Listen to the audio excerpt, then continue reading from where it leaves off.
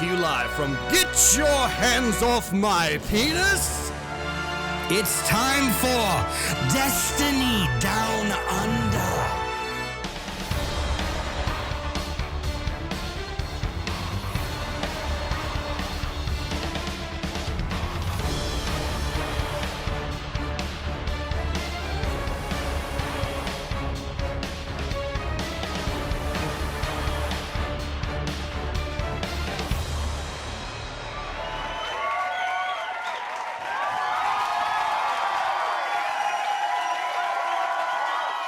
G'day and welcome to the 174th or something episode of the Destiny Down Under podcast. My name is Log Powerslave, and as every week I'm joined by none other than 200k YouTuber Mylan fucking Games. How about that? Hey? Next time you speak to me, you'll address me as Lord. Lord Mylan. Thank you very fucking much. 200k poggers on YouTube. Fuck, it took you ages, but dude, I was sitting at 195,000 for a fucking while. Like, so, I was fully prepared to jump into the fray and motivate you by racing you to 200k despite having like 1,800 followers. even Bife, even a shout out from Bife didn't even move the needle. Oh God! Yeah, no, not British enough. Not British enough. This week we are joined by absolute champion of the Aussie Destiny community, AintPro. Fucking good bloke. Met you at PAX, had beers, all that sort of stuff, all the good shit. G'day, guys. Yeah. So we're gonna jump into talking about a heap of Destiny and all that sort of stuff. But as every week, we'll do the round the grounds and check in on everyone. Maddie, how's your week been? You've just come from a pretty good stream, I think. Dr. Disrespect Raid. Yeah, I don't know if you guys know this, but Dr. Disrespect's now playing Destiny, by the way, and he just tuned into my stream and thought, wow, what a gamer. What an absolute gamer. No, I got a really massive host from Grenada Jake, who's hosted me when I very first started streaming, actually. Great yeah, Jake's hit me up as well, man. He's a lad. He's a very cool. Very good dude. So, very good dude.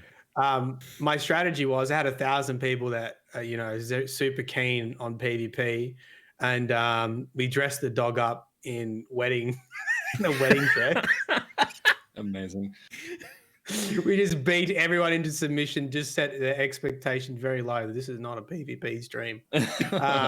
We just spoke for a little bit, and we hit actually over 1,000 Twitch subscriptions in the same stream. We hit congratulations. Yeah, thank you. I mean, it was a big goal to the fireside reading of the anthology, and the goal was 1,000 Twitch subscriptions. And like I said on the video release this morning, basically, classic Destiny community just brute force it. It was like a handful of people who gave like 200s of Twitch subscriptions. Like, jeez. Give me the lore, give me the rating. I need it. Why aren't you doing it now? Yeah, so it's been honestly, I don't want to get sentimental because we're at the beginning of the podcast, but it's given me a really big boost to put a lot more effort into content creation and to do that after my PhD. So GGs, thank you guys. Mate, it's almost like, all you really needed all along was, that one good mate in your corner telling you to go and stream more, and then it'll all pan out. Yeah.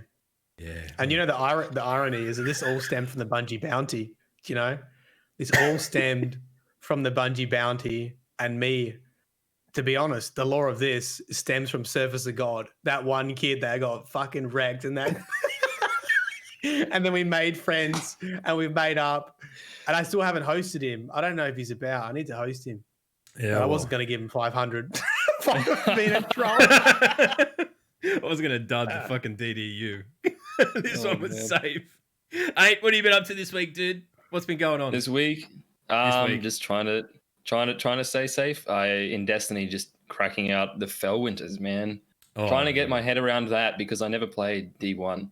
That's what a lot of people pop in and they're like, did you play D1? Did you do Rise of Iron? No, I didn't. I think the most D1 I played was the vanilla campaign when my friend bought a Xbox 360 S or whatever the slim one was, and we played through it once, and I didn't have the time or money to buy an Xbox at that point. And then yeah, returning to this, obviously the luster of that gun has been sort of lost on me. But putting in yards for the Seraph event, and people just popping me in and saying, "I'm glad you're doing this, not me, you crazy fuck." Thank you. Thank you for your service. I'm gonna go out and just out myself completely and say that I didn't do a single one in the course. I don't blame you.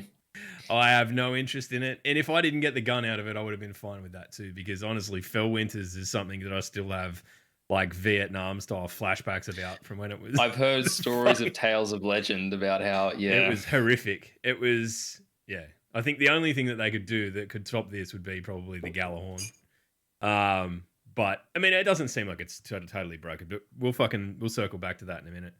I mean, if you didn't play D1 and you need to catch up on your Felwinter lore, I've got a really good channel for you. I have been watching. No irony. My name is Vibe. You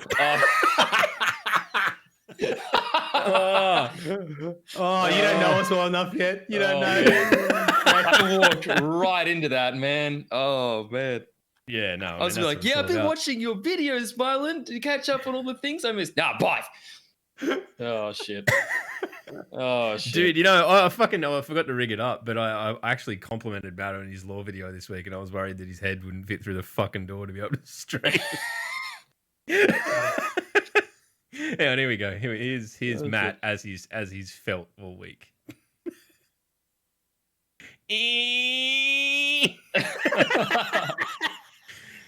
Yeah. Damn it. Oh my god. Yeah, that was just for me. If you're listening to the podcast, which you probably are because more people listen to it than watch it, Matt had a big head for a moment. That's about all. You don't need to go and do any research. What else has happened this week? I didn't do much. I built a doll's house on Monday instead of streaming, which was fucking rewarding. And then was just spent the next 3 weeks fielding fucking questions about my dog. So there's that, whenever you post a picture of a pet on fucking Twitter, right? It's like everyone's like, "Who is this dog and why?" Like, yes, okay. So I think at some point, if I ever do start to take YouTube more seriously, I'm just going to make it about my dog because it seems to be the content that everyone's after. It hurts my soul when everyone's like, "Show the dog, show the dog, show the dog." Yes, dog. Show the dog, pathetic human. Meet fucking heater. You are merely a gateway to dog. The only reason we are here is dog. Wait, so was it your daughter's birthday? Was that what it was? Yep. My little one turned 3. I did buy the dollhouse thinking that I'd be able to slap it together in about half an hour, and it took nearly 3.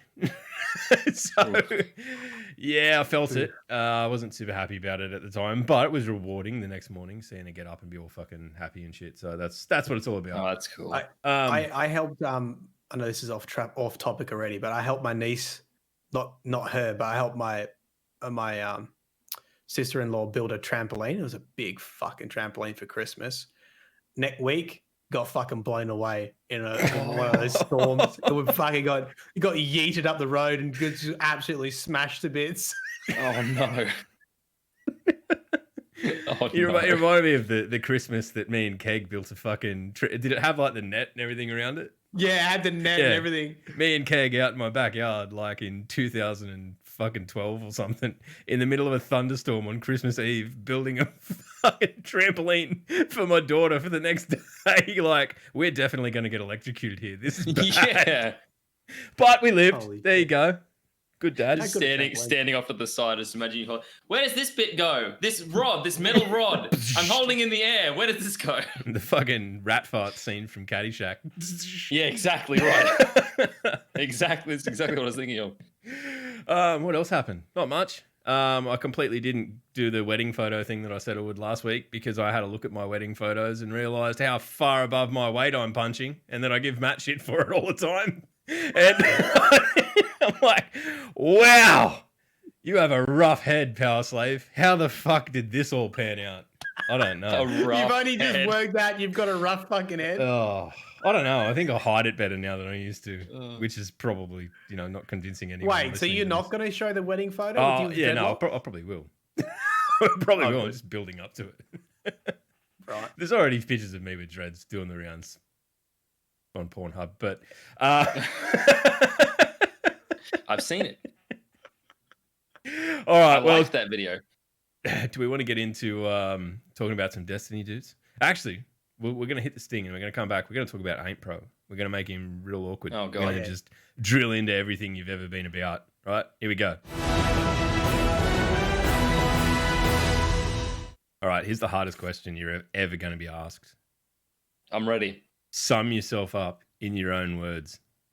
Oh, fuck. You don't want to hear that. No, legitimately.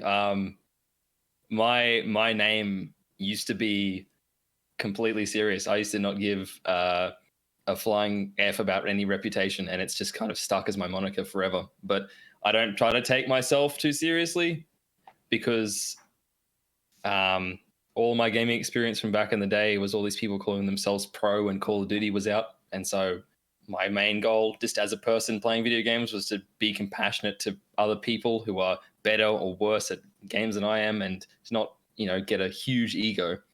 I've failed miserably. That's all right. I've failed miserably. Yeah, I mean, look, there might be an opening on the fucking podcast as a host if you, depending on how catastrophically bad you've failed. Exactly. But yeah, like just I think to sum up sort of what I'm about in a couple of words is sort of what I'm trying to do right now is like my favorite thing in the world is to listen to people who know what they're talking about or are passionate about what they speak in a way that is either eloquent or informative, like TED Talks and stuff. Why are you here? Yeah. I don't know. I don't know why you're basically. I'm just going eloquent. No, what we're talking about. No. But you are passionate, which is passion because you give a shit. Because you give a shit. That's the main thing. Like watching people who roll through chat speak about like either a negative experience and then being able to sort of filter that through to like the reason why, and then have a discussion around game balance and stuff is a supreme joy for me, honestly. Right. I'd like breaking that down. Tell me how long you've been streaming for, when you start, and most importantly, I love hearing why you started streaming, because there are some funky stories out there about why people started. So hit us up. To get a little bit more personal, the reason why was around the time when I started, I didn't have a whole lot of faith in myself. And that was around the time I was playing with Jez, TH3 Jez, a lot with some of his content. Yeah, exactly. Don't know, some wash streamer. Can you just? Doesn't I've release never video. heard of him. Never heard of him. Can you describe him? Yeah. Is he Australian? Not anymore. He's not. He's trapped in the States. He's been repatriated. Yeah. No. Never heard of him. Anyway, moving on. Yeah, that washed streamer he basically said to me, "You should do this. I think you'd be really good at it because," and he listed a number of reasons. And the concept of putting myself on camera for the entertainment of others was a completely foreign idea. I like making people laugh. I like being stupid on camera, but I don't have a lot of faith in myself. And so hearing him, someone that I looked up to in a comedic fashion, in a work ethics fashion, in a popularity fashion, in a game skills fashion, all this time, like him considering me his friend, saying that to me was not that I realized it at the time, but very much what I needed to hear. And that's the whole reason I started. And it's just sort of been a wild fucking ride since then. Wow. And when was this? This was in 2018 it probably would have been like close to February when I started. Nice. It was just a little bit down the road from when Eater of Worlds hit in Curse. Was it like January, 2017, 2018? Yeah, right. First DLC for Destiny. What can people expect if they tune into your streams? This is a chill God. PvE, PvP? A lot of profanity, just a lot of swearing. There's a lot of swearing at myself, at other people who are better than me. I like to really push myself to get better at Crucible. But I think the most fun I've had recently in this game was with Tamsin, Zoe, Dom the Demon, and Huge, two other friends within the sort of jazz sort of niche, and then a couple of and one of our American friends doing the world's first attempt at Garden was staying up for 24 hours was mind numbing, but doing it and tackling that content at the contest modifier was a complete joy. Like that, I think that is, if anyone out there wants to try it and they consider it seriously, going for that was, for me, a lot of what PvE is supposed to be about. It was so much fun, even though I was just brain dead the next day. Oh, I mean, that's always, I think, the pinnacle experience, I think, for any Destiny player is day one release of Raid, whether you're going for World's First or just doing it before anyone has posted how to beat boss in 10 minutes. Like, you know, if you can beat the Rick Hackers, good friend of this show. By the way, I like Rick Hackers. We talk about you got a window of time before that asshole ruins everything. No, Rick Hackers is a fucking good dude. I won't have you say bad things about me boy Hackers. No, he seems like a fucking amazing dude. He's actually really lovely. Yeah, I think Pinnacle Destiny is probably day one raids. I think they're always so much fun, especially if you have a couple beers. Yeah. Man, drunk day one rating. Holy shit, that'd be amazing. Yeah, dude. I don't think I could do it. I mean, that's kind of my natural state, but I don't think I'd be able to contribute anything of worth to a first blind raid run. Blind. Yeah. I don't know if that's true. I think being around you buzzed to shit while trying to figure out how to do garden for the first time at contest modified would be the funniest thing I'd ever seen. Maybe next raid. Hilarious. Maybe next raid. I'll just. They start pretty early in the morning here, so we'd have to like literally wake up at 3 a.m. and start day drinking, which is. I'm totally about that. Yeah. Don't have to answer this question if you don't want to, but I also like to sort of probe into people's personal life. You can probe me anytime. Go for it. All right. Well, Log did say we're going to drill you, and I thought, wow, there we go. Yeah. Did I? Yeah, you did. Had to fucking drill AintPro next. Hang on. A fucking long week. But buckle up, boys. So, are you streaming full time? Are you working your streams around other work? Like, can you share any hobbies, passions, or what you do for work if you feel comfortable? Tell us a bit about the AintPro off stream. What is it? Off stream, I'm far more boring. But yeah, I help manage a business, and it's a restaurant. I've worked with food for some time.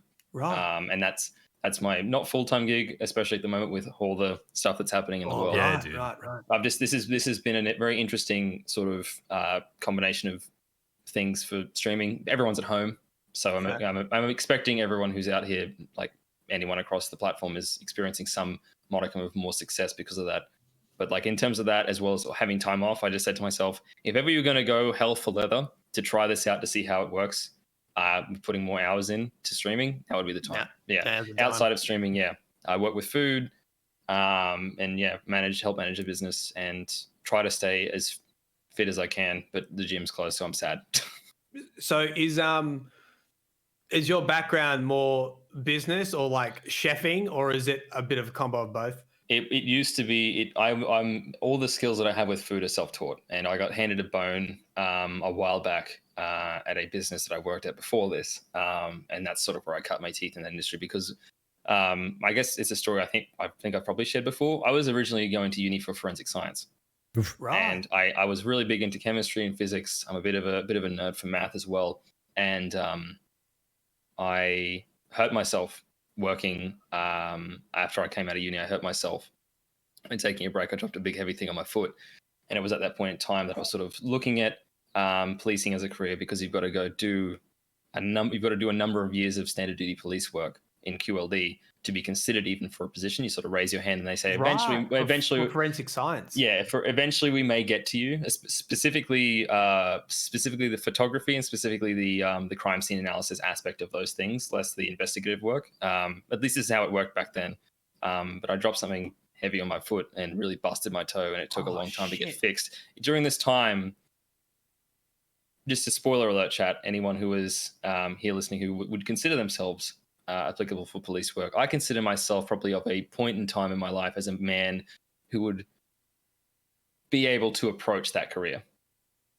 The boy that I was then was definitely having second thoughts, and so I spoke to somebody who had sort of been like, you know, if you go for this, I will sort of back you. I spoke to them and they said, if you're having second thoughts about this career path, you probably may want to reconsider what you're doing, because the things that you see, as you might understand, would definitely be impactful, and they do train you for that kind of thing. But at the same time, it's if you're having second thoughts about this now without going through all of that, that's a bit of a hurdle to cross later on down the track, if that makes sense. Holy shit, we've just dived deep. We've just gone good. deep. It's good. This is a part of the thing. Like my connections on the internet and people telling their stories are huge. I don't mind talking about that stuff at all. Yeah, but that's it. Like if it's raw and it's honest, and that's all that really matters, because there's kernels of it that other people will relate to. It's exactly, yeah. So, dude, I need to. This is incredibly personal, but did you decide that you wanted to get into that line of work because you saw CSI Miami and were inspired to wear sunglasses? Honestly, there was a lot of that whole. There was a lot of TV. Yeah, there was. Exactly. Exactly. Yeah, I saw in my head. I was like, I want to be that guy. Yes, wearing a suit everywhere and be like, I've cracked the case. I'm not going to tell you how until later. Let's go catch our perp. There's a lot of there. It is a joke, and that's very funny. But at the same time, it happened to a number of the people that I met going through university. Like, man, this was over romanticized on TV. That's the only reason I got into this. It was like that era. Can you imagine that how era? Many, yep, 100%. Yeah. How many memes it would have been in that course? Like everything you do would just be that fucking Horatio, whatever his name is. There was a lot of that. Assignment due tomorrow. Yep. Have you got that assignment done in time? Yeah. Are you having fun in the course? Yeah. That kind of shit. If I'd have known this, I absolutely would have rigged up a fucking soundbite for that. And I feel like I've let everyone down. I would have pissed myself laughing. Yeah. That would have been hilarious. I mean, that probably would have, required some level of preparation and knowing all this stuff ahead of time. And we had that conversation before we went live. We don't prepare anything, so we kind of just get these kind of awesome raw conversations. But dude, it's like, I don't know. Like, I guess the other thing is, we all play Destiny. We're all kind of rusted on in the Destiny community at this point. We've, as I said, we caught up at PAX. We kind of got the community together for all that sort of thing. Matt and I have been doing this for probably. I've got children younger than my involvement in the Destiny community. I'm more invested in Destiny than some of my kids. So, that's pretty fucking funny. Yeah, I'm just waiting. The real question is which ones? which one? But as someone that's obviously you've been around it a bit with Jez before, but being part of the community. Specifically the Australian community. How is that like? How have you felt about that over the last couple of years? Do you feel like this has been a life-changing experience? No word of a meme at all. Like I can say that with complete confidence. Meeting the people that I have through Jez and then later on through under my own steam, was at a time in my life where there was a lot of shit going on in terms of hitting the fan, in terms of my mentality. And that was really instrumental in sort of bringing me out of a pretty dark place, and meeting the people that I have, making the connections that I have loosely through you guys, and especially the meetup was just amazing to sort of even loosely be a part of. But then seeing everyone at PAX and being able to interact with all these people in a face-to-face basis, getting a hug from Fami for the first time, life-changing. Recommended. He is a hugger, man. He is a hugger. He's so good at hugs. I don't know why he doesn't sell them. It's because he's got long arms, man. Yeah, just reach around you. Yeah. Reach anyway. We're gonna drop the word reach around from discussion, but we're gonna move on. Yeah. I don't know. I agree, man, and like it's something that we're stoked to be part of, and we kind of always talk this sort of stuff whenever we get someone that's from the Aussie community on for the first time, and it's been a breath of fresh air over the last couple of years. I think absolutely to be able to knuckle down on this sort of stuff, and it's a pleasure to be able to meet people such as yourself through doing it. Thank you, That's man. what it's all about. Yeah, I think that over the period of time that I've been playing games, especially the OC communities, it's very easy when you're just having through game interactions to feel quite isolated from the rest of the world because of the nature of our time zone, the nature of our connections and stuff like that, to then reach beyond that to the people who surround you in your gaming life into like the real world sort of atmosphere it's a pleasure to be a part of, genuinely.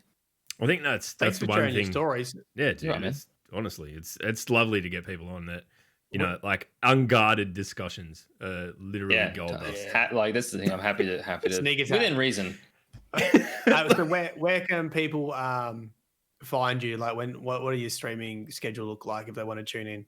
Usually, most of my time spent is like American prime time, so in the morning, because I usually work nights because nobody else fucking wants to, because they're wimps. Yeah, boy. Look at these prime time boys.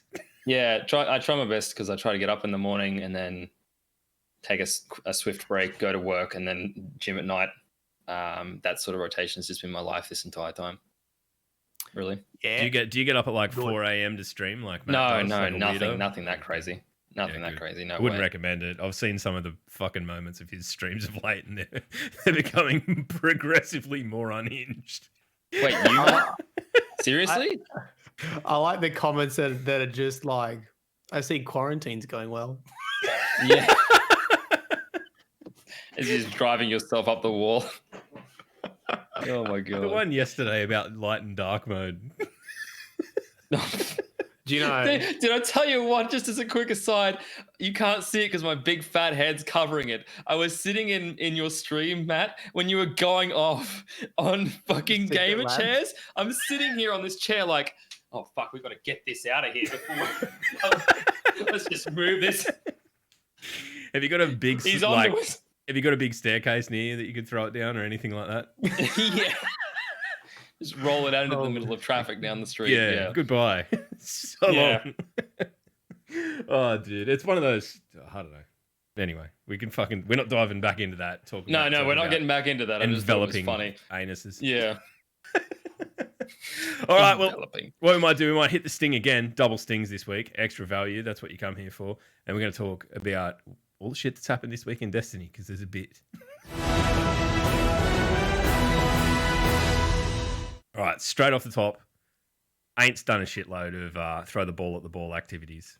So we need a round of round of applause for getting it done for everyone else. There were a few, there was some people that really dug in. Katie, bloody Chevy, all those people that were at the coalface doing like 400 of these fucking things. I can't believe that.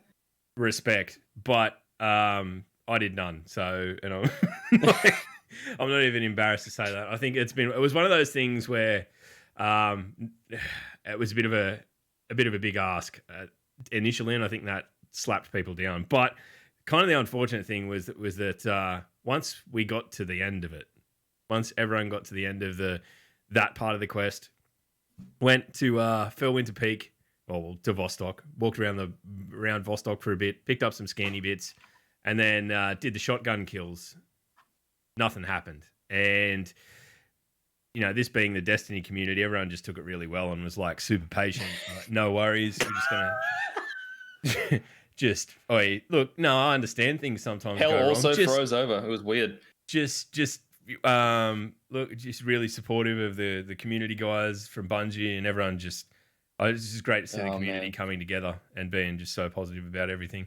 No, that didn't happen. That's fucking Fantasyland. Everyone, well, not everyone, a lot of people didn't, but a heap of people carried on like an absolute fucking dickhead. I must just never follow those people because my Twitter's uniquely positive. I just see a lot of people ragging on them saying, give them time. Jesus Christ. I think you're following the right people. Yeah, I think you are following the right people. And I think like Destiny's kind of suffering at the moment because there's people who've like burnt their cards with the game, right? Like people who, through their own shit behavior or whatever, have like alienated themselves from ever being able to be supported by the community at large. So they double down and just become more and more toxic and just spin shit to get engagement because it's the only last little fucking bastion of relevance they can have. Like honestly, yeah, it's pretty fucking tragic. And like, but you know who these people are. I'm not going to name them because first and foremost, they're not fucking worth it. But secondly, like you just like, dude, how long can you just be a toxic fucking idiot for before everyone's just like, this guy's? You just end up like Wish. No one cares, right?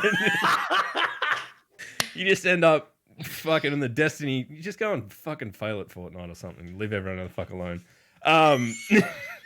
Jeez, that got fucking incredibly toxic, didn't it? I'm fucking here for it, man. I'm fucking here for Fortnite and leave us alone. Yes. There's been a couple of times this week where the boys have been like, look, Log, put your fucking claws away, man. You're really catty at the moment. I've just gone and fucking done it on the podcast. So anyway, content. Have a good day. That's but the pod's good. It kind of sucked. You can go and complete the quest now, but Bungie showing the actual lines of code that were all right that led to us respawning out the front of Eris rather than into the mission itself. I think that just goes to show how tiny these details are and how, for the most part, they get everything right. Like this is obviously it sucks. It was, the one thing, right, that needed to happen and it didn't. But I don't know. I think everyone's going through a fucking shit time worldwide at the moment. And I think that is absolutely exacerbating both, this season hasn't been great. And I don't think anyone's going to fucking, put their hand on their heart and choose that hill to die on defending it. But at the same time, I think it's exacerbated by the fact that people are generally pissed off. Like I'm pissed off and it's got nothing to do with Destiny. People were just cranky because I wonder, I don't think we'll ever find out, but I wonder how much the working from home impacted testing of the Felwinters live quest. Because I imagine they usually have test kits and they have the Q&A guys come in and test everything before it goes live in the Bungie studios. Yep. And I wonder if that process was hampered in some impacted by, because, it feels like it probably should have been something that was caught, but it's fine. Like it wasn't, and then it was fixed. So, I think it's one of those things, and I've seen the dickheads on Twitter doing that. Oh, this just proves that Bungie doesn't do QA. Yeah. And I'm like, what? So they made a quest, right?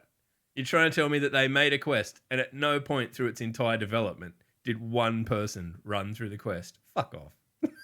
Yeah, it's obviously something that's happened in the translation between developing it and then implementing it in the live game. There's a video that I sort of started recommending to people to watch. It's from a little while ago at GDC. It's like I don't know if it's a programmer conference. I'm not particularly familiar with it, but I think it's either what's his name, Justin or Jason Truman. I think it's Justin Truman. Talking about like the way that this was informative to me because I'd never seen it before. The way that Bungie made Destiny to handle like transitional sort of corridors between the bubbles that we exist in the game world. And I would be very curious to hear about if it's to do with that, because the whole ramp down into the bunker is like a transitional corridor into a new space. Right. And so I'd be very interested, but they're probably never going to tell us, but I would be really, really interested to hear about that. And it's obvious that like loading into that different mission space aside from the regular bunker, something has gone horribly wrong. But like, seeing people go off on an entire dev studio and more specific DMs it really irks me. There's just no need for that.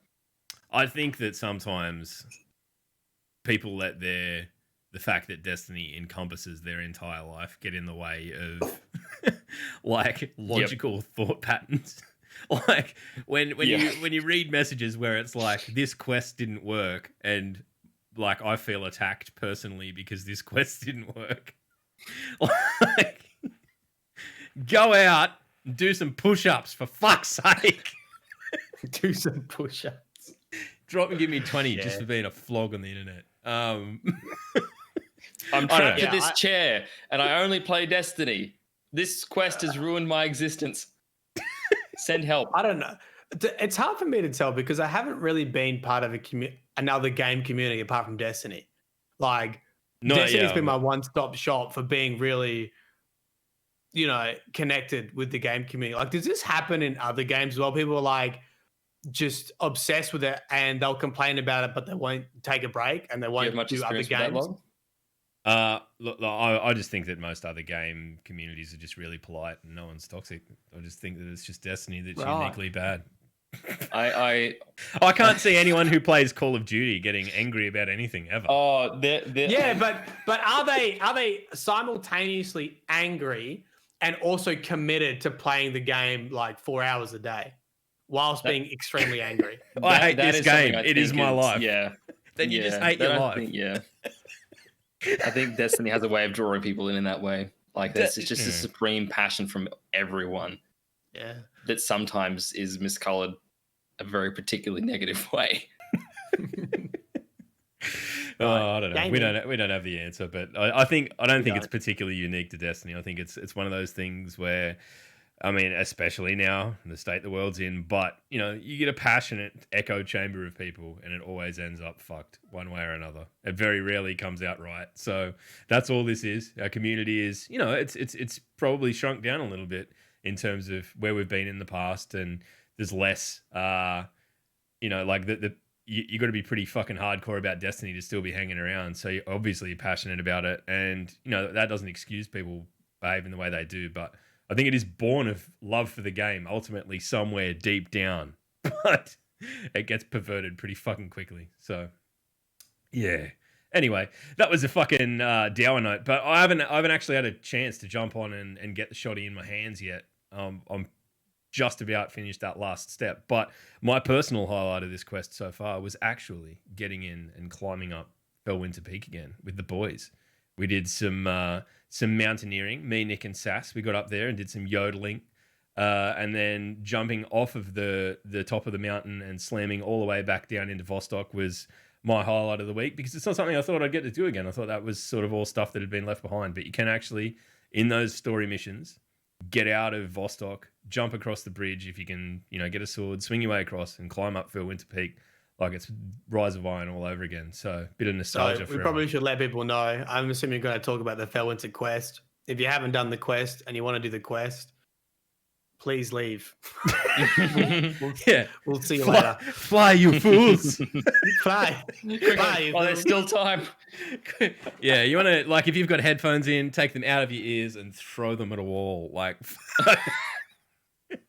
get that shit out of here. Get that. This is the point, right? So obviously, I've been kind of treading water because I know Maddie's going to come in and talk lore, and I want that, and I'm here for that, and that's what this has sort of all been building towards. But have you managed to get the shotgun in your hands yet? Yes. Is it good? Is that? It's pretty dang consistent with mind benders going away, it being the only aggressive frame shotgun in the game. So like the hard hitting, like mapping, slow firing shotgun in the game that will proceed to be infusible beyond season 11. You'll see a lot of it. If you're going into Crucible, you're going into Banner, you're going into Trials, you'll see a lot of it. I'm just kind of butthurt. My problem is I aim too high. I aim too high with it. Center of mass. I aim down sights. Center of mass. Aim the dick. Dick shot. Felwinter's lie. Blowing people's cocks off. Fucking great. Dick package. Shot package. Dick package. Shot package, not package shot, Mylan. All right, Matty. What do you got, lore front? How do you feel this quest went? Oh, dude, I'm so excited to hear this. Oh, wait, we're going to jump into lore straight away. No, I guess no. We're talking about the quest. It's part of the quest, right? Like this is. I never get prime time. No, you're allowed. Look, you step up to the plate. 200K. You're a big man now. Exactly. 199.5 for the last fucking 6 months. Lore. Well, now you can get the lore book, The Liar. Basically, it reveals that Felwinter was intended to experience life for Rasputin. He was an exo programmed with it. Kids are here. Hello. Hi. Yeah. He was an exo programmed to basically go out and experience life, and this was how Rasputin was going to check his protocols. This is how Rasputin was going to check its morality, was to have someone experience it for him, and that was Felwinter, and he was programmed to do that. Obviously, Felwinter died, was resurrected, went rogue. Rasputin tracked him down, killed him.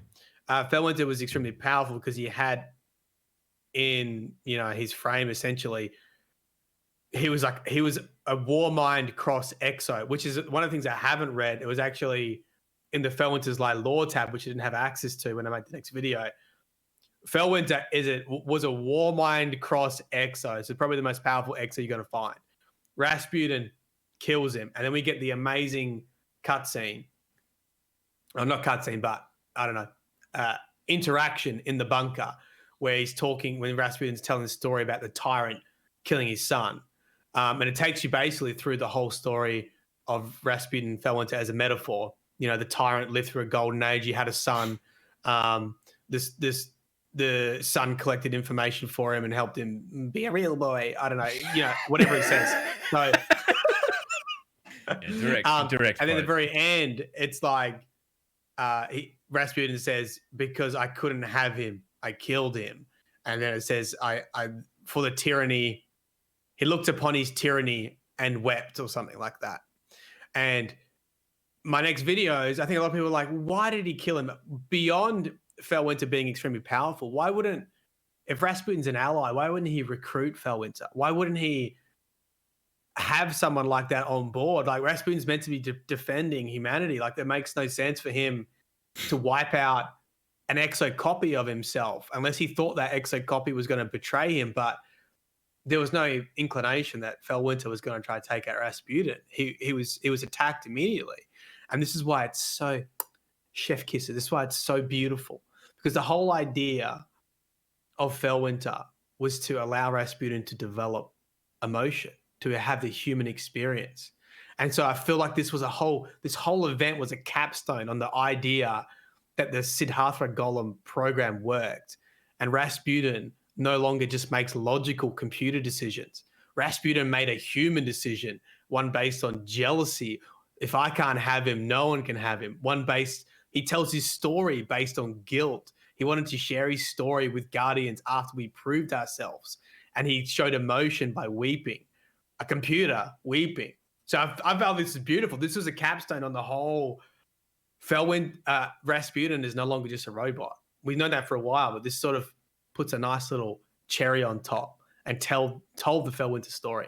So it's such a pity that this quest has been overshadowed by the troubles that it had, because walking down into that bunker was something special, and especially the capsule opening and just seeing that, because again, didn't play Rise of Iron, just seeing that all that was left of Felwinter was his gun, his bracer, and then like his boot, and that was it. And the rest of it was just filled in with a hollow image. And he's just like, he's got him there. He's like a constant reminder of, you fucked up really badly. Yeah. Don't do that again. Yeah. Yeah. The coffin. So amazing. Right close to Rasputin's heart, basically. Yeah. Once again, it was beautifully themed. I think it was perfect. And I think it's got to be the highlight for how to tell a story, really. The lore book was meshed with the story. And I sort of feel bad now, because a lot of lore books you'll never see it eventuate in game. Yeah. Which is always why I'm quite comfortable talking about them regardless of what's being released. Yeah. And I apologize. I probably ruined it for some people.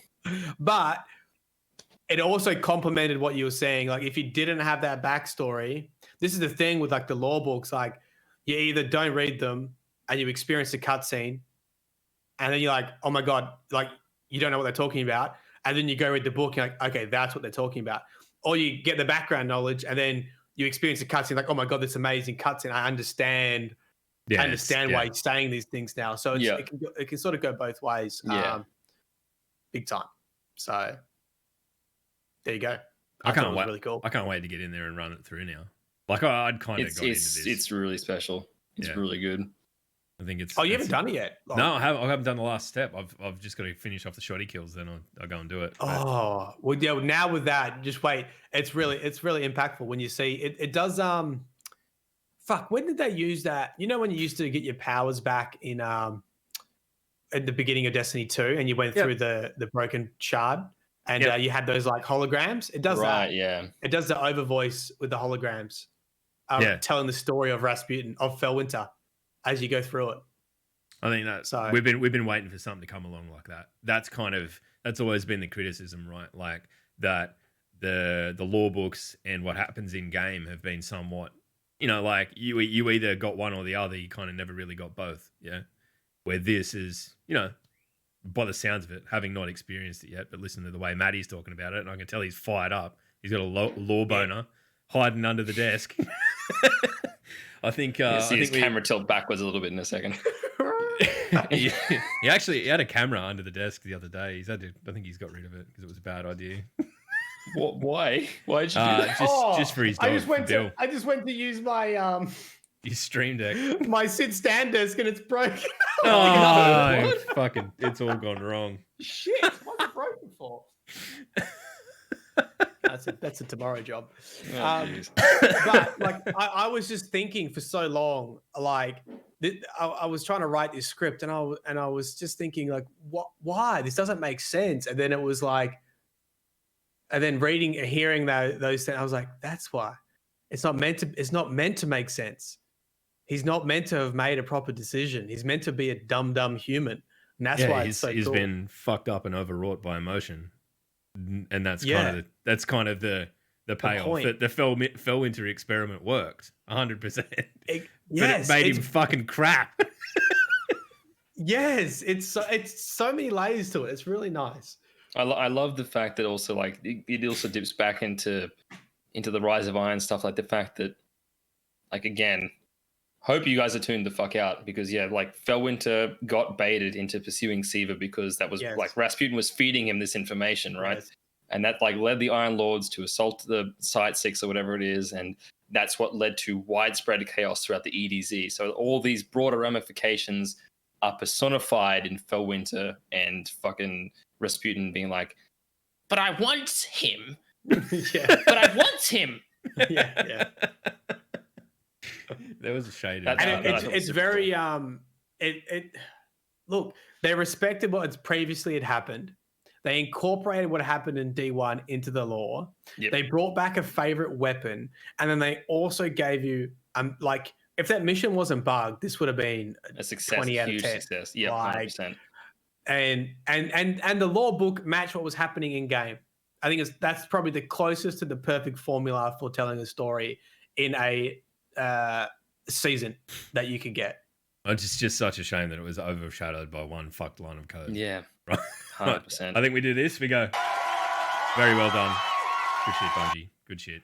And 100%. Yep, we do that. I think that if that sets a standard going forward, we're going to be in for a great time, because I find it hard to believe that they're going to dabble with bringing back something like Felwinter's Lie, and it's not sort of paving the way for an ultimate massive big payoff mission that's going to see us get something like the G-Horn back.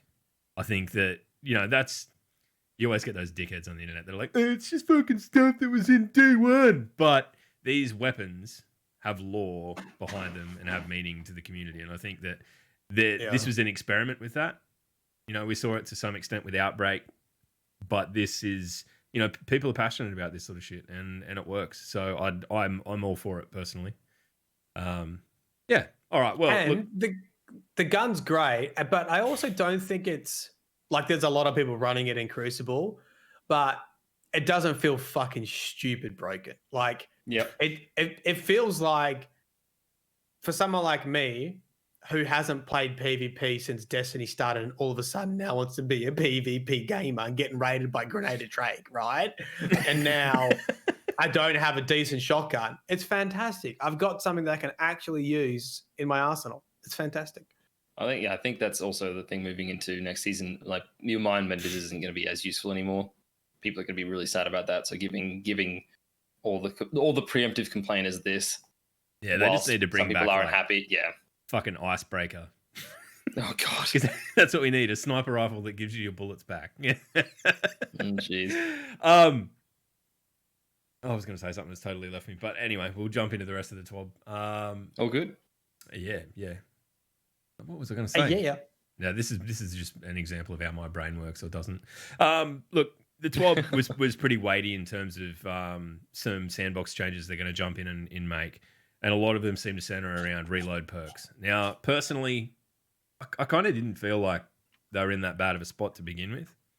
I felt like they were usable, and my preference would have been that some of the other perks kind of had a bit of a bump to come up to par with that. But if this is the way they're going to go about it, then I guess fair enough. That's, it's their baby. It's not my game. But probably the most ridiculous thing of note was the the actual tangible buff to dynamic sway reduction, which for me, using the summoner, Astral. The summoner is just gonna make an even fucking broken gun broken. Laser. So it's going to be a very, very, very interesting time for auto rifles next season.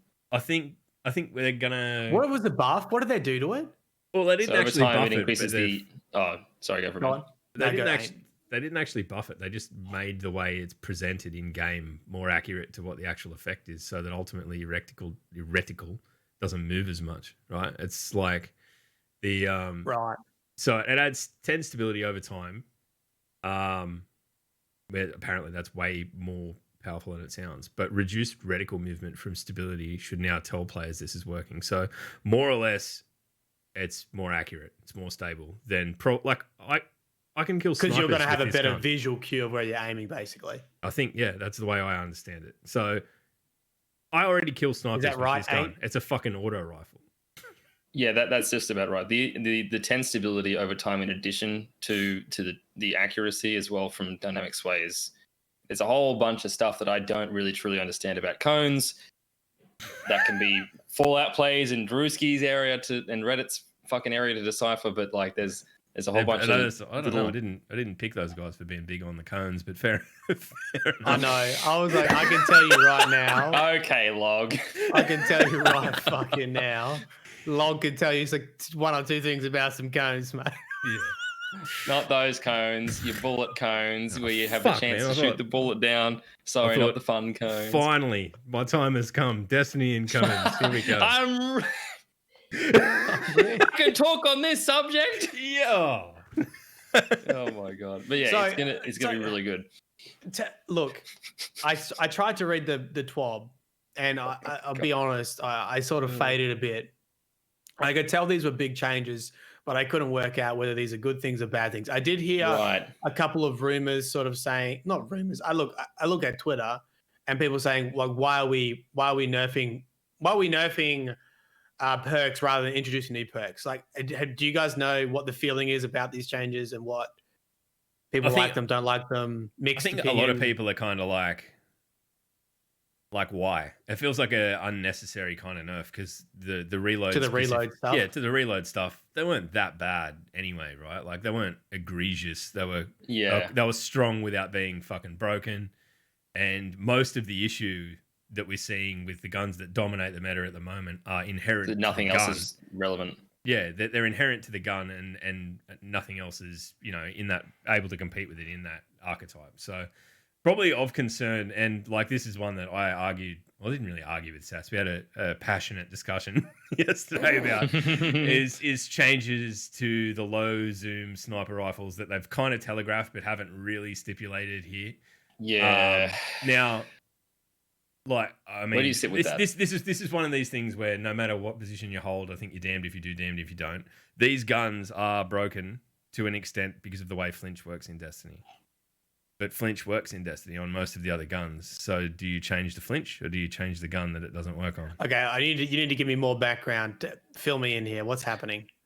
Go AintPro. I've got a whole other tangent about why I think these changes are stupid. That's the thing too. This is fine because I'm stupid. So explain it to me like I explain law. More or less, there is a chance with the way flinch works in Destiny and the way aim assist helps low zoom sniper rifle scopes that you can get flinched onto someone's head when you weren't. And so in the heat of a moment, and you'll notice you've probably done it yourself, where you come out of an engagement where someone started shooting at you and you go, fuck, and pull the trigger and you blow their fucking head off. And you're like, I didn't deserve that to happen. And that is actually completely 100% correct. You didn't deserve for it to happen because it was probably sort of a culmination of small little adjustments that the game is doing on the fly that all happened at once, but they all kind of habitually, or at least repeatedly, push the reticle towards the head. They actually make hitting headshots in that fucking easier specific context easier. what are they changing then? They're making that happen more or less? They haven't sort of. They haven't said what we're they're specifically change. looking at them into ease of use for sniper rifles, because the reason I think they're addressing this is 86% of sniper rifle uses in Crucible, and they list that as between Revoker and Beloved. Both low zoom factor. Beloved is adaptive; it's like the 90 RPM, and then Revoker is obviously the high impact. It's the Crucible pinnacle that returns the round. I think my tangent was, I don't know how much of the low zoom. I didn't realize that low zoom was more prone to the aim assist jump back on sort of deal. I didn't realize that. If that's the case, I don't. I think a lot of the low zoom is like the ease of use that the gun gets when you're not looking at the other end of the fucking planet when you zoom in, when you ADS your gun. For me personally, I don't really know much about that whole bullet magnetism stuff, but for me, especially, like, Revoker's breaking of ammo economy by not punishing the player, not having having a very small window of time that it takes to get your bullet back after you miss, can just lead to people sitting in the back of trials maps and stuff. At least in my experience, it just slows the game the fuck down. As someone who only recently got Revoker, I had flashbacks of that entire conversation. I remember using them and like, this is so good. And I'm like, I understand why people are angry because I'm such a shit player and I love it. Like, all these bullets keep coming back to me. I'm like, I get it. No, I get it. I think it's like, and to be honest, like, low zoom scopes are the ones we're talking about because they're really the only ones that are viable in Destiny PvP maps. Like, that's the other side of this coin is that Revoker and Beloved are, Revoker you can get by getting sniper rifle kills in fucking PvP. It's like, that's what you're there to do anyway. So you go and everyone can get it. It's not that fucking hard. You can absolutely get it. And it is a sniper rifle with training wheels on, for all intents and purposes. You get your bullet back, you miss. It's as sticky as shit. It's as good as you're ever going to get. Beloved is a little bit different, but like with it can get perks on it that are incredible, and it's farmable. So, and it's not been too difficult to farm because you could get it through the menagerie. I think that's why you still haven't taken me to the menagerie yet. I'll take you, mate. There's some guns that you. Then again, they're all getting sunset anyway, so fucking forget it. Jesus. No point. You made that sound like a date, and I feel awkward now. Take me to the menagerie. Oh my god. Pay me like one of your French girls. Oh my god. So, but that's the thing. That's the thing. Let me check my calendar. Busy on that day. I've got other shit on, like just sitting around. So I think that they're kind of the perfect storm. So they're easy to get. They are easy to use. They're the scope that is viable in the Crucible, and they are, as much as anything, impacted by these sniper changes. Yeah, the flinch, the way flinch works. But I don't know. I mean, that's what I was kind of getting at talking to Sass, and there's no right answer for this. He's probably what does Sass want? What does he want? Well, he thinks flinch is fucked. He thinks it's broken. Yeah, which it probably is to some extent. But are they going to be able to change flinch and have every gun in the entire game still function? Like, because most guns work fine. Wait, does he think flinch is fucked, or does he think because isn't it the flinch reduction perk that gives you the fucking lock onto the head? Isn't it that it's when you've got that on and you're off target, it'll flinch you onto the target? It's basically a combination of the flinch, the aim assist, and the way the scopes work, or more or less where you are in terms of. Do you know what it sounds like from a coding perspective? It sounds like the fucking power ammo bug that will take. That's fucking spaghetti errored into fucking 6 years of code. There's no way to work out how to get it out. Yeah, it's like trying to get a fucking guitar cable out of a mess of guitar cables that have been in there for 10 years. It is literal nightmare fuel. I don't know. I mean, jump in whenever you want, mate. Like if you've got a take on it, but I feel like that's basically it, really, for me. I feel like if they're gonna do something to this to reduce this issue, this kind of like the prevalence of these two guns in particular, I think that they have to look at it from the perspective of, at the very least, the scope first, because they don't want to go and change shit that is fundamental to everything. That's kind of my perspective of it, because then it becomes a heaps bigger job, and they run the risk of breaking heaps more things. I think like if they can find a way to tune these scopes so that they aren't providing this benefit as repeatably, then that would be the ideal for me. I don't know. Like, I know a lot of people are calling for snipers to go back to the way they were before they were buffed. I kind of didn't snipe back then, so I can't really add any kind of weight to that. So, but if True Vanguard's saying it, he's probably right. Yeah, he's a pretty informed dude. Yeah, he's pretty on it, and he's pretty good at it too. So I think if that's the way the discussion goes, fine. Yeah, if there's a way to make aim assist not as egregious with those particular weapons and in specificity with low zoom scopes, then I'm all for it. I don't think I think the low zoom sort of requirement is just for the ease of use for the weapon. The fact that it gives these added bonuses is pretty. It doesn't feel good to be on the receiving end of. I think is the prevailing thing, and that's why it's used the most. Oh, it's egregious. And like there are when you've got me and Maddie sliding around corners, getting shot and pulling off fucking headshots, something is fundamentally wrong with this game. Yeah. Like it's broke. There's just something going on that shouldn't be going on, because we should never be able to do that. But the other thing that's in the TWAB this week is a list of what will be returning weapons in the next sandbox sort of, I don't know what we're calling it, the next suite of weapons that'll be viable. So there's an absolute shitload. Cache. I don't know. This feels like Bandoila. Caber and Kabir all over. Bandoila. Yeah, did you know Matt for his whole life misread the word bandolier? There's a couple of those getting around the place. Like, I can't think of any specific. Like you be talking to someone and then they'll just say something completely wrong. You're like, what? Yeah. Because then there's the moment where you're not sure that you've been saying it wrong. We've done it once. We're not doing it again. But there's a few old favourites coming back. The Urinal's Gift, Last Hope's back. The Old Fashioned, it's a cool gun. I'm not. It'll be interesting to see how like the farming process goes for getting decent rolls on these guns, and how effective and how easy it is, because there's a lot there. And I think if they're going to do this and kind of curate what we get back so that it balances out to some extent, I'm totally for it. I'm totally for it. I don't think Urals is ever going to be back to being as bullshit as it was when it was first out. I think those days have passed, but I remember Controller, because it was the first time I played PC. Controller and Uriel's Gift. Fuck's sake. We thought. Do you remember the first week we played like comp? We thought we were heaps good. We thought we were gods amongst men. We weren't. That's why we called it Urinal's Gift, because you just piss on people. Just Yep. Let me try summarize. So they're limiting the size of the world loot pool, but sort of curating what you can get. So this is the relevant gun. These are the relevant guns for this season. Is that correct? Yeah.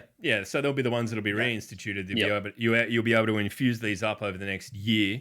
And I imagine they're going to probably look at the potential roles for these guns too. I'd like to think that they're going to revise this a little bit, because if they don't, and if they're just bringing them back with the stock old random rolls, I think that adds an element of like meh about it all, because they're already guns that you've got. But there's a good mix there. There's and it seems like they've kind of cherry picked from a few different time periods in Destiny 2. There's launch guns in there. I want to see some of the faction like stuff come back. And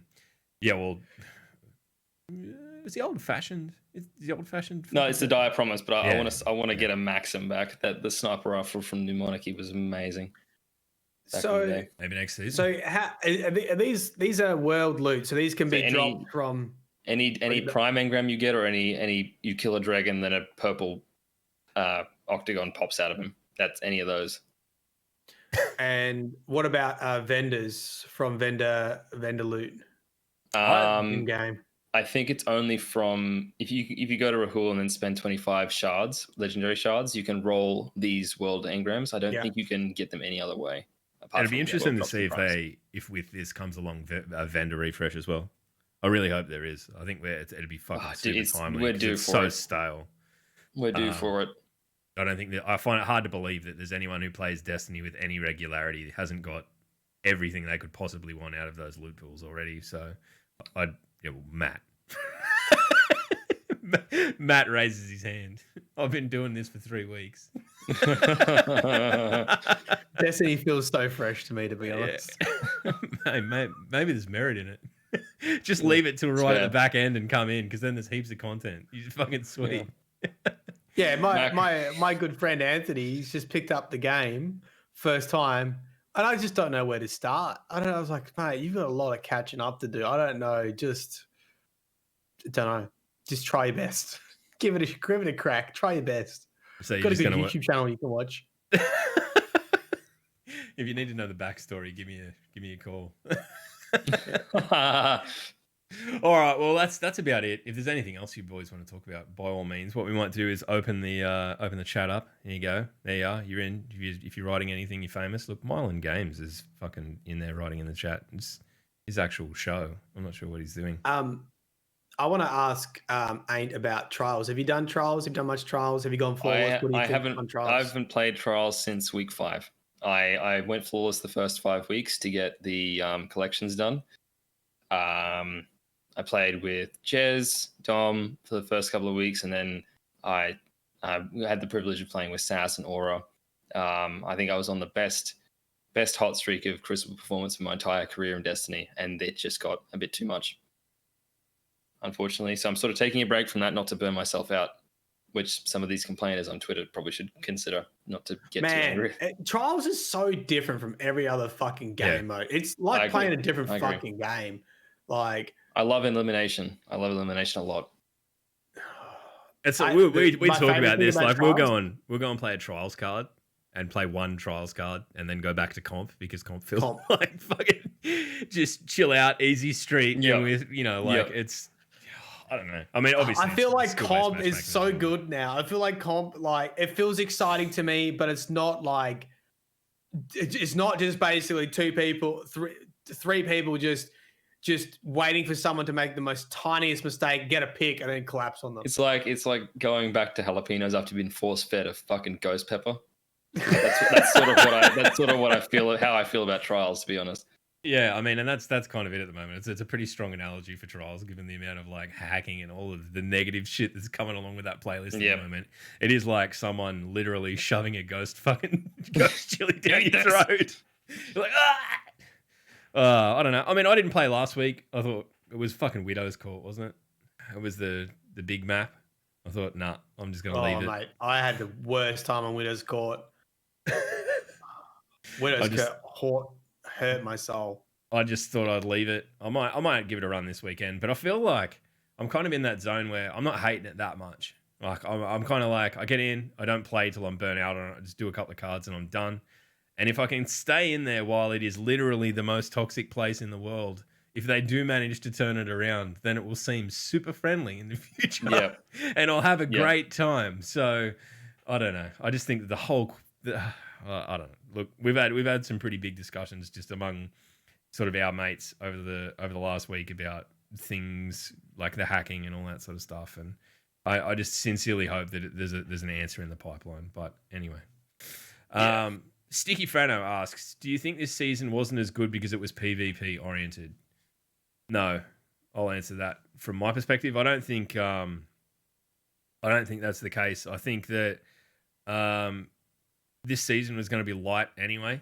I think that the trials coming back when it did is a convenient kind of was probably meant to be a more significant distraction from a light season. But I don't think that the focus on PvP in any way has hurt the game, because, let's be honest, PvP hasn't had any focus on it for fucking forever. So I completely agree. I think Trials is being used as a scapegoat in that kind of line of reasoning, because if you look back historically, at this time of the year, we've had Season of Gambit, Prime, and Curse. And around this time, calendar-wise, it's always sort of been the same thing. You kind of hit a bit of bit of a low. And then if you, I hope people, don't get too far dug into negativity, because I really liked Opulence, and I think from what I've heard, next season could be another Opulence. I love Farming Menagerie. Yeah. I think of the seasonal models, the seasonal content models, Opulence has by far and away been the strongest. Yeah, I absolutely agree with that. I don't know. I mean, we've seen the yarn going around on the twits a bit. The whole PvP needs to be fucked off for the sake of PvE. And while I understand for the most part for people it's a thought experiment, more or less. I don't think Glad's actually seriously tweeting out that he'd want to see PvP removed from the game, because I think he understands what that would actually entail, and he is Destiny, more or less. It's just for mine, like we do this whenever we get to this time of year and everyone's got the shits. It was the same thing last year. It was fucking late April last year that we did exactly the same thing. I don't think it's particularly fucking constructive.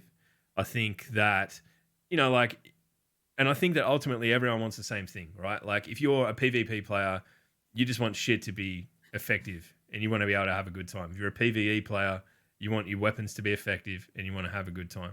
If they had to split the sandbox, fine. But I don't think Destiny is Destiny without both fucking the two prongs of Destiny, right? I think that's what makes it great and what stands it out from games like Borderlands or Anthem. I mean, there's a bit that stands Destiny out from Anthem. I mean, it's not shit, so there's that. But yeah. I'll have you know, Anthem is a fantastic game. Thanks, EA. Just put it in the mouth.